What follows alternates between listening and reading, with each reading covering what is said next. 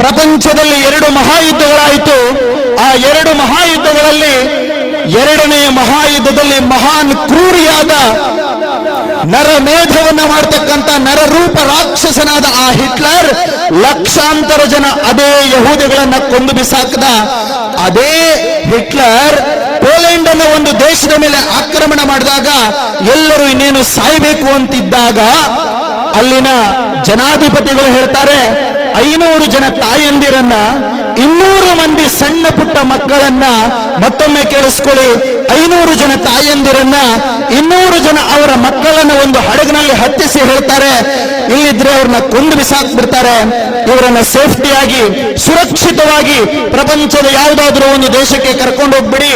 ನಾವು ಮುಂದಿನ ದಿನಗಳಲ್ಲಿ ಬದುಕುಳಿದಿದ್ರೆ, ನಾವು ಅವನ ಕೈಯಲ್ಲಿ ಬದುಕುಳಿದಿದ್ರೆ ನಾವು ಮತ್ತೆ ಅವರನ್ನ ಭೇಟಿ ಮಾಡ್ತೇವೆ, ನಾವು ಮತ್ತೆ ನಿಮ್ಮನ್ನ ಭೇಟಿ ಮಾಡ್ತೇವೆ ಅಂತ ಹೇಳಿದ್ರು.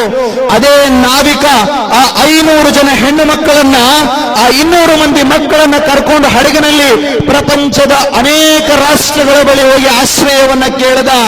ಯಾರು ಒಳಗಡೆಗೂ ಕೂಡ ಬಿಟ್ಕೊಳ್ಳಿಲ್ಲ. ಆದರೆ ಯಾವ ಭಾರತ್ ಮಾತಾ ಕಿ ಜೈ ಅಂತ ಘೋಷಣೆ ಕೂಗಿದ್ವೋ ಅದೇ ನಮ್ಮ ತಾಯಿ ಭಾರತಿ, ಅದೇ ನಮ್ಮ ಭಾರತಾಂಬೆಯ ಮಡಿಲಲ್ಲಿ ಹುಟ್ಟಿದಂತಹ ಹೃದಯ ವೈಶಾಲ್ಯತೆಯುಳ್ಳ ಗುಜರಾತಿನ ಆವತ್ತಿನ ರಾಜ ದಿಗ್ವಿಜಯ್ ಸಿಂಗ್ ಅವರು ಅವರನ್ನ ಸ್ವಾಗತಿಸಿ ಆ 500 ಜನ ಹೆಣ್ಣು ಮಕ್ಕಳಿಗೆ, ಆ 200 ಜನ ಮಕ್ಕಳಿಗೆ ನಮ್ಮ ದೇಶದಲ್ಲಿ ಆಶ್ರಯವನ್ನು ಕೊಡ್ತಾರೆ. ಮುಂದೊಂದು ದಿನ ಆ 200 ಜನ ನಿರ್ಗತಿಕ ಮಕ್ಕಳಲ್ಲಿ ಒಬ್ಬ ಆ ಪೋಲೆಂಡ್ ದೇಶದ ಪ್ರಧಾನಮಂತ್ರಿ ಆಗ್ತಾನೆ.